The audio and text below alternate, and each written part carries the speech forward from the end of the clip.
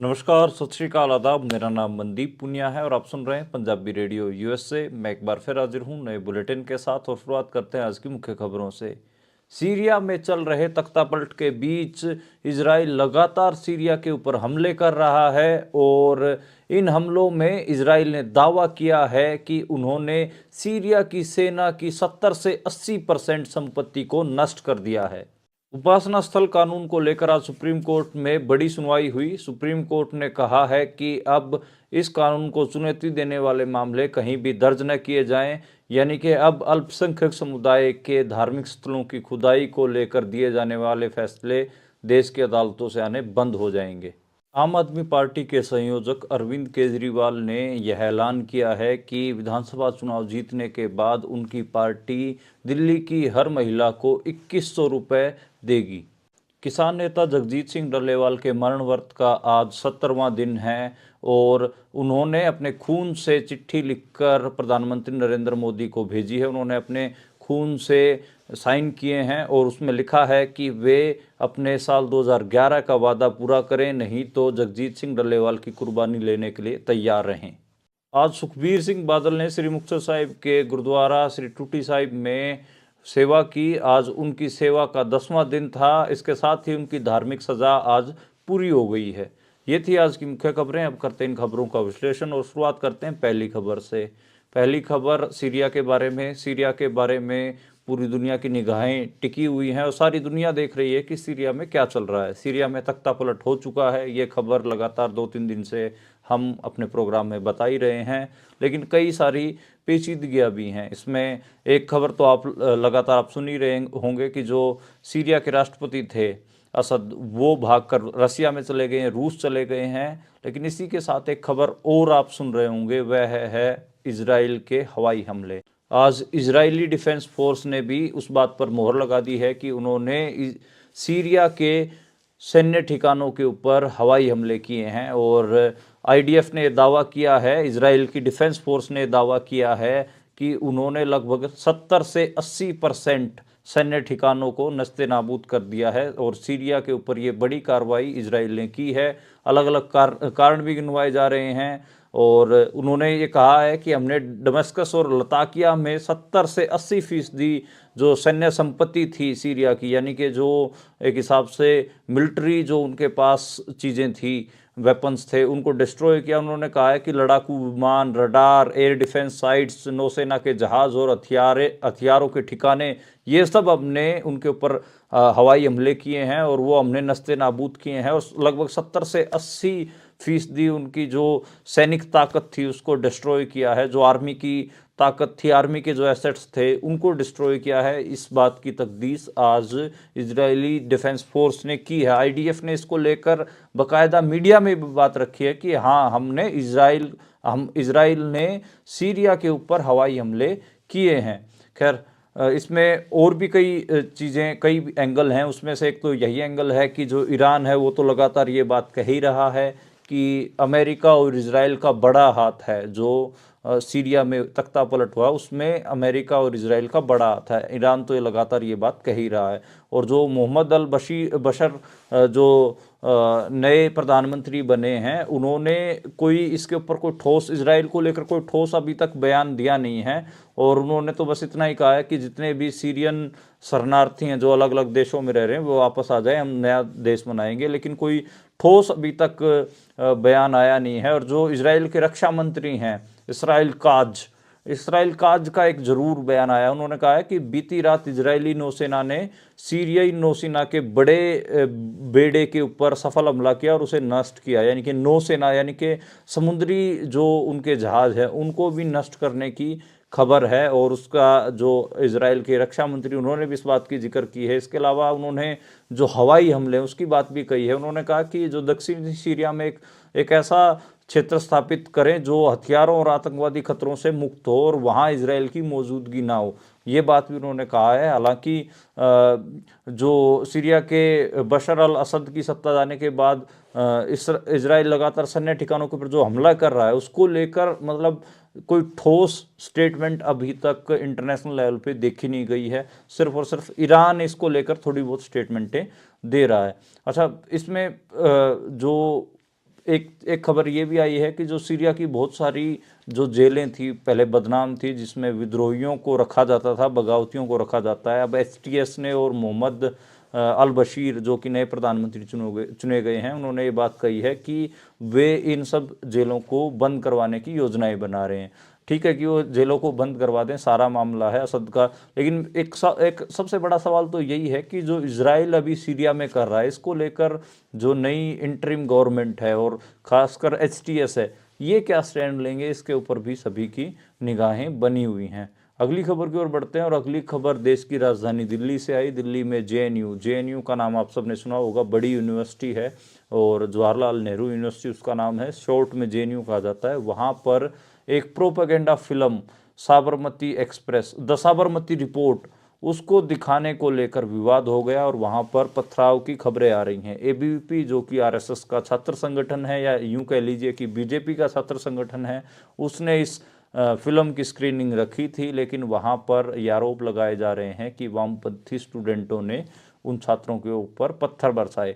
अब ये फिल्म क्या है? फिल्म बेसिकली आप सबको पता है कि साल 2002 में गुजरात दंगे हुए थे, जिसमें अनेकों सैकड़ों हजारों मुसलमानों का कत्लेआम हुआ था और उसकी जो बताई गई थी कि उसकी जड़ जो बताई गई थी वो साबरमती एक्सप्रेस का एक डिब्बा बताया गया था, जिसको जिंदा जला दिया गया था। उसको लेकर बहुत सारी कॉन्स्पिरेसी थियरी चलती रही हैं और इस फिल्म में ये दिखाने की कोशिश की गई है कि जो साबरमती एक्सप्रेस का जो डब्बा जलाया गया था वो दरअसल मुसलमानों ने ही जलाया था, ऐसा इस्टेब्लिश करने की कोशिश की है, ताकि साल 2002 में जो गुजरात में मोदी के कार्यकाल में, जब मोदी वहाँ के मुख्यमंत्री थे, उनके कार्यकाल में जो मुसलमानों का कत्लेआम हुआ उसको जस्टिफाई किया जा सके। तो कितनी शर्मनाक, कितनी प्रोपेगेंडा भरी फिल्म है। और इस शर्मनाक फिल्म को नरेंद्र मोदी और राजनाथ सिंह जैसे लोगों ने संसद में फिल्म स्क्रीन करके देखा भी है इसको, और इसी को ही अब अलग अलग कैंपस में दिखाने की कवायद बीजेपी कर रही है। लेकिन जेएनयू में स्टूडेंट्स ने इसका विरोध किया, इसके खिलाफ पर्चा भी निकाला, स्टूडेंट्स ने प्रेस रिलीज भी दी और कहा कि ये प्रोपेगेंडा फिल्म है और नरेंद्र मोदी की जो ईगो है उसको सेटिस्फाई करने के लिए किया जा रहा है। नरेंद्र मोदी के टाइम पीरियड में जो मुसलमानों का कत्लेआम हुआ साल 2002 में, गुजरात दंगे हुए, उसको जस्टिफाई करने के लिए ये फिल्म बनाई गई है। तो ऐसी बहुत सारी स्टेटमेंट्स स्टूडेंट्स की तरफ से भी आई, लेकिन खैर ये आज जो फिल्म है दिखाई गई और इसको आप सबको पता है कि इस फिल्म की स्क्रीनिंग है वो ये फिल्म दिखाई भी खुद नरेंद्र मोदी, राजनाथ सिंह और जेपी नड्डा समेत कई बड़े नेताओं ने देखा और उसके जो फोटो थे वो भी ट्विटर पर वायरल हुए थे और उसको जो हिटलर के जो प्रोपेगेंडा फिल्मों वाला दौर था उसके साथ कंपेयर किया गया था। अगली खबर की ओर बढ़ते हैं। जो अगली खबर आई वो सुप्रीम कोर्ट से है और सुप्रीम कोर्ट ने आज उपासना स्थल कानून को लेकर एक सुनवाई करते हुए एक बड़ा फैसला दिया। उन्होंने कहा है कि देश भर में जो अदालतों में इस कानून को चुनौती देने वाले मामले हैं उनको अब आगे दर्ज न किया जाए, जो सुनवाइयाँ चल रही हैं उसको रोक दिया जाए, फिलहाल कोई बड़े फैसले ना दिए जाएं। अब आप कहेंगे कि उपासना धर्मस्थल कानून क्या है ये? तो आप मैंने अपने पिछले कई बुलेटिनों में ऐसी खबरें बताई होंगी जिसमें जो मुसलमानों के धार्मिक स्थल हैं उनके नीचे मंदिर होने की बात कहकर कई सारी याचिकाएं दायर की गई और उनमें सर्वे की बात कही गई। जैसे वाराणसी की ज्ञानव्यापी जो मस्जिद है वहाँ पर भी स्थानीय अदालत के फैसले से पूजा शुरू हो गई है और वहाँ पर हिंदुओं ने उसके तय खाने में मूर्तियां रख के पूजा शुरू कर दी हैं। तो ऐसे हर एक जगह पे होने लगा था। अजमेर की जो दरगाह है मोइनुद्दीन चिश्ती की, वहाँ पर भी एक स्थानीय अदालत में लगा दिया गया कि ये तो यहाँ पर तो शिव का मंदिर था, शिवलिंग है इसके नीचे। ऐसे ही संभल में जो पूरा वायलेंस भी हुआ जिसमें 4 मुसलमान नौजवानों की मौत भी हुई है, वहाँ पर भी जो शाही जामा मस्जिद है संभल की, जो जिसको सबसे पुरानी माना जाता है, उसके ऊपर भी ये लगा दिया गया कि यहाँ पर तो हरिहर मंदिर था। तो उसको वहाँ पर भी ये विवाद हुआ। और आप सबको पता है कि पीछे एक स्टेटमेंट भी वायरल हुई थी जिसमें सिखों के जो धार्मिक स्थल हैं उनको टारगेट करने की भी बात हुई, जिसमें बागेश्वर के बाबा का नाम बड़ा उछला। हालांकि उसने बाद में माफ़ी भी मांग ली। उसने भी श्री हरमंदिर साहब को लेकर एक बड़ी स्टेटमेंट दी और उसको हरि मंदिर कह के प्रोनाउंस किया जिसको, और कहा कि हरि मंदिर था। जिसके बाद लगातार विवाद हुआ। सिखों के एक सेक्शन ने उसका विरोध किया, उसके बाद उसको माफ़ी भी मांगनी पड़ी थी। लेकिन मुसलमानों के मामले में लगातार जो मुसलमानों के धार्मिक स्थल हैं उनको लगातार टारगेट किया जाता है, और स्थानीय अदालत फैसला भी दे देते हैं कि हाँ ठीक है, आप सर्वे करवा लीजिए, या ठीक है कि आप वहाँ पर पूजा कर सकते हैं। ऐसे ऐसे फैसले आ रहे थे। तो इसी के खिलाफ सुप्रीम कोर्ट में याचिकाएं दायर की गई थी, और सुप्रीम कोर्ट ने उन सब मामलों को स्टे कर दिया है और कहा है कि ऐसे और जो आगे मामले आएंगे उनको दर्ज ना किया जाए। ये कानून क्या कहता है? कानून ये कहता है कि 1947 के बाद जो भी भारत में धार्मिक स्थल है वो जिस भी स्थिति में है उसी को ही स्टेटस को माना जाए, उसी को ओरिजिनल माना जाए, और उसमें बदलाव ना किए जाएं, या उसमें अगर कोई बदलाव करने की, तोड़ फोड़ करने की कोशिश की करता है तो उसके ऊपर कार्रवाई की जाए। ये कानून है। लेकिन इस कानून को लगातार चैलेंज किया जाता है, क्योंकि जो मौके की सरकार है उसका एक नारा रहा है, बहुत मशहूर नारा है कि अयोध्या एक झांकी है, काशी मथुरा बाकी है। तो अयोध्या में जो बाबरी मस्जिद गिराई गई और वहाँ पर राम मंदिर बनाया गया, उसके बाद ये कानून लाया गया था साल 1991 में, जब बाबरी मस्जिद गिरा दी गई थी।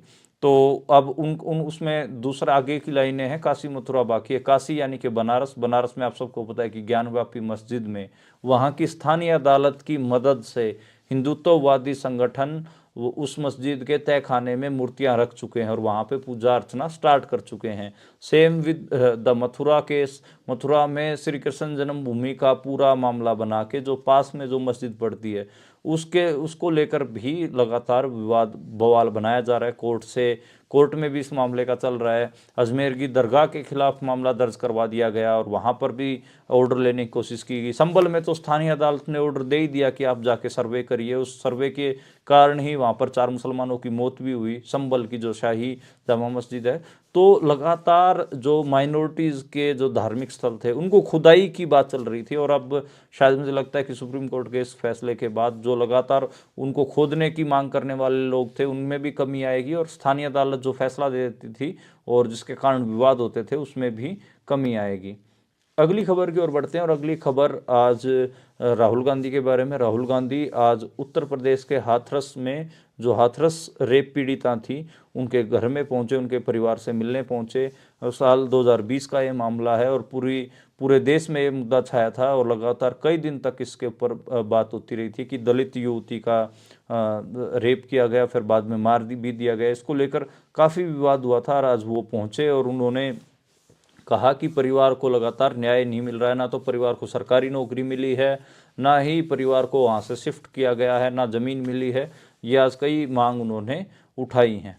अगली खबर की बात करें तो अगली खबर आज राज्यसभा से आई। आज फिर राज्यसभा में राज्यसभा के लीडर ऑफ अपोजिशन मल्लिकार्जुन खड़गे ने भारत के उपराष्ट्रपति यानी कि वाइस प्रेसिडेंट ऑफ इंडिया जो जगदीप धनखड़ हैं उनके खिलाफ एक बार फिर से निशाना साधा। उनको एक बार फिर कहा कि वे विपक्ष को, अपोजिशन पार्टियों को स्पेस नहीं दे रहे हैं, बल्कि खुद अपनी चेयर पर बैठकर वो आरएसएस बीजेपी के जो पॉलिटिकल पोजीशंस हैं वो बोलते हैं। उन्होंने कहा कि एक जो उस चेयर पर बैठे आदमी को तो न्यूट्रल होना चाहिए, लेकिन वो लगातार खुलेआम शरेआम आरएसएस की तारीफें उस चेयर से कर रहे हैं। इसके अलावा उनका एक जो डायलॉग मशहूर है, nothing will go on record, तो उससे भी जो अपोजिशन पार्टियां हैं वो परेशान है। वो कह रहे हैं कि जो सत्ता पक्ष के लोग अलजुलूल बोलते रहते हैं, जो बीजेपी के लोग अलजुलूल बोलते रहते हैं, उन सब को वो रिकॉर्ड पर जाने देते हैं, लेकिन अपोजिशन पार्टी का कोई भी आदमी उनके बातों को क्रॉस करने की कोशिश करता है या फिर कोई अपनी बात रखने की कोशिश करता है, तभी जगदीप धनखड़ उसको बोलने से भी रोकते हैं,